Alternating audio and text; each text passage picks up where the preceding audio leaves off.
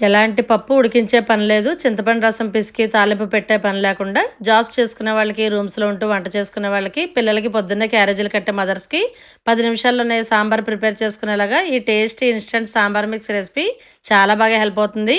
ఒక్కసారి చేసి పెట్టుకుంటే 2, 3 నెలల వరకు నిలవ ఉంటుంది. రెసిపీ కోసం స్టవ్ వెలిగించి ప్యాన్‌లో 1 కప్పు కందిపప్పు, అరకప్పు పెసరపప్పు, 2 స్పూన్ల పచ్చిశనగపప్పు వేసి సన్నని మంట పైన 10 నిమిషాలు దోరగా వేయించుకున్నాక 2 స్పూన్ల ధనియాలు, 1 స్పూన్ మిరియాలు, 1 స్పూన్ మెంతులు, 1 స్పూన్ జీలకర్ర, 5, 6 ఎండుమిర్చి వేసి మంచి సువాసన వచ్చే వరకు వేయించి స్టవ్ ఆఫ్ చేసి చల్లారాక మిక్సీ జార్లో వేసి పిక్క తీసేసిన గుప్పెడు చింతపండు, 1 స్పూన్ బెల్లం, సరిపడా సాల్ట్, కొద్దిగా పసుపు కూడా వేసి మెత్తగా గ్రైండ్ చేసుకోవాలి. తర్వాత మనం మొత్తం పొడికి సరిపడా సాంబార్కి పెట్టుకునే తాలింపుని పెట్టేసుకుని బాగా కలిపి ఒక బాటిల్లో స్టోర్ చేసుకోవాలి.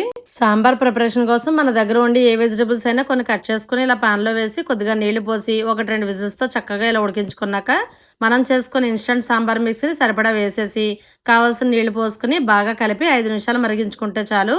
వేడి వేడిగా టేస్టీ సాంబార్ రెడీ అయిపోతుంది. చాలా బాగుంటుంది. ఒకసారి తప్పకుండా ట్రై చేయండి. వీడియో నచ్చితే లైక్ చేసి ఫాలో చేసేయండి.